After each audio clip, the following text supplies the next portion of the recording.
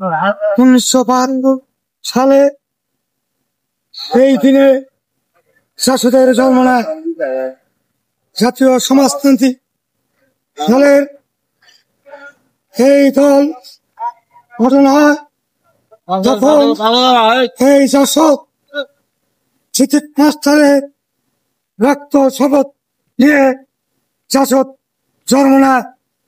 জাসদ সেই সিদ্দিক মাস্টারের তৎকালীন শেখ মুজিব আমাদের পথ সৃষ্টি ফেলা আমরা কি বললাম, জাতীয় সরকার গঠন করার জন্য শেখ মুজিব মানলেন না।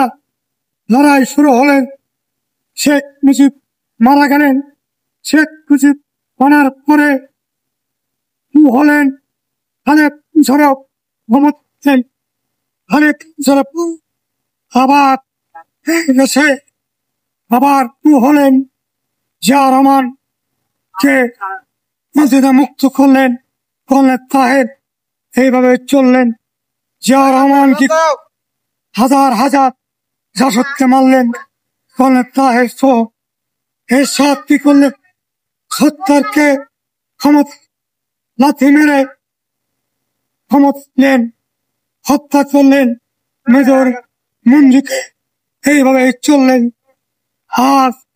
আরে এইভাবে চলতে চলতে 96 সালে কাজী আরিফ সহ 5 জনকে হত্যা করলেন দৌলতপুর থানায়।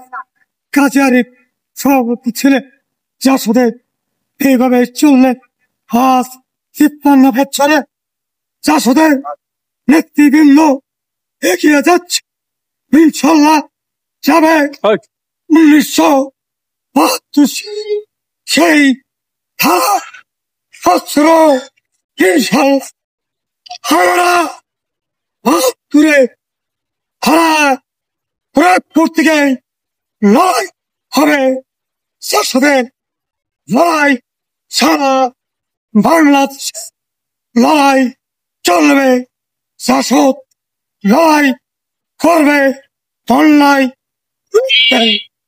আমরা ফ্যাসিবাদী, সন্ত্রাসী, চাঁদাবাজি, টেন্ডারবাজি বিরুদ্ধে লড়াই করার জন্য জাসদ জন্ম নিয়েছে।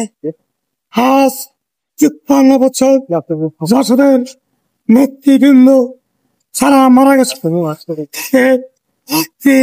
শান্তি